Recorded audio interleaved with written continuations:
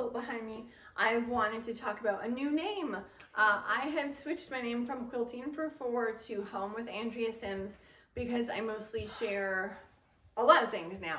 I share my quilting and my cross stitching, and I share gardening and cooking and all the hobbies. And then of course, now I'm expecting number 5, so I thought it was the perfect time to just kind of make that switch. So my new website is homewithandreasims.com. My Instagram is homewithandreasims, and then I've just changed the YouTube channel. But now let's talk about this great pattern behind me, because today is pattern release day for this quilt. This quilt pattern is available in my Etsy shop. I have all of my quilt patterns there. It's Home with Andrea Sims. I will put the link to my Etsy shop in the description. I also have a blog post up on this quilt with all the details, as well as the pictures we took at the Indianapolis downtown library. We got some fantastic pictures. It was the best place to hold a photo shoot. And then there's a giveaway on my Instagram, Home with Andrea Sims by Shannon Fabrics. I talk about it later on in the video, so you'll want to stay tuned for that. I collaborated with Lynn from Lynn Sews and Quilts for the quilting on this, because I had a vision. This, if there was ever a quilt to splurge on and get custom quilted, it's this one. Or hand quilted, because there's so many things you can do. I'm gonna go ahead and flip the camera. So here's the quilt up close. You can see the quilting here is meant to look like beadboard, because in our built-in bookcase, it's backed with beadboard, and I just love how it adds like an actual depth to it. When I selected my colors for this quilt, I actually chose a slightly darker red, so that way it would kind of recess and then the books would float up. The other thing that Lynn did was add all these super fun details to the book spines. I wanted thicker books because I thought, what a great opportunity to have custom quilting done, hand quilting or embroidery. You can add book titles. I've seen a number of you talk about that on Instagram. Those hearts are just super sweet. And then she incorporated, traditional elements as well. The applique, super easy. If you have not done applique, you don't have to worry about it, because I have very thorough instructions and tips in the pattern. It's so fast. I didn't even use stabilizer on this. You can, but I've appliqued many times, and these are pretty small, so I didn't feel like it needed it. All I did was a zigzag stitch along the inside and the outside, so it'll be kind of a finished look. And then I chose a thread color that was similar to the backing.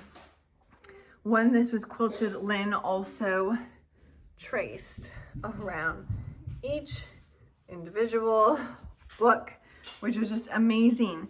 The other thing that I love about this pattern are the borders. I wanted it to be set off. I wanted them to frame out the quilt. And I thought this was another great opportunity to add some custom details. Lynn added these corner emblems because I wanted her to quilt our favorite book titles. These are books that we have either are my favorite or my husband's favorite, or that we've read together as a family, and they just have special meaning. So a few of our favorite titles in here, not a comprehensive list by any mean, but I just love that that is there, because you can absolutely personalize that, and it's all the way around.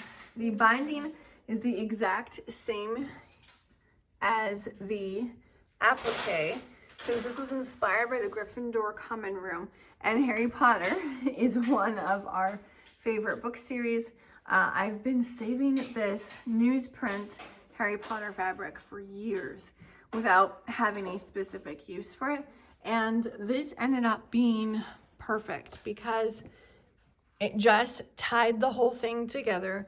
It had the right amount of low volume to it, but it really stood out against the reds, and then I had enough for the binding, which made me super happy about that.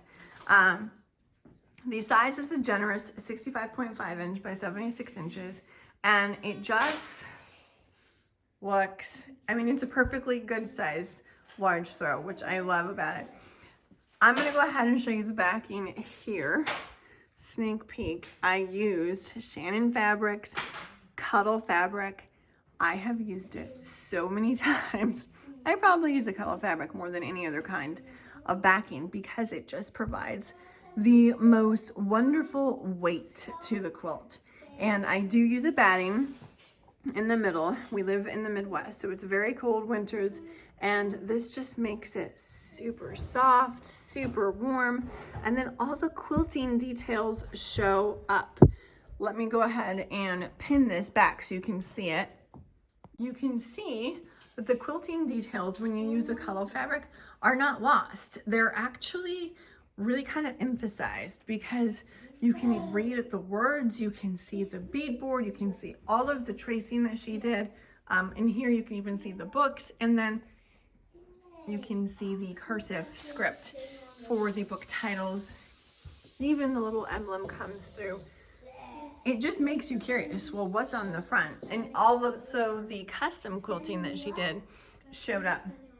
This color is pewter, and in fact on my Instagram I am doing a giveaway with Shannon Fabrics. They're giving away to 2 people in the US 3 yards each of this, and it's the wide backing, so it was 98 inches I believe, and this color is pewter, so it'll be the same color that I'm using, and it's a great color because it's so neutral. You can use it with anything. And as it happened, I chose this color because these grays were so nice together. It just kind of wrapped it all and pulled it together. So if you go to my Instagram, Home with Andrea Sims, you can go ahead and enter the giveaway. It is open until Saturday.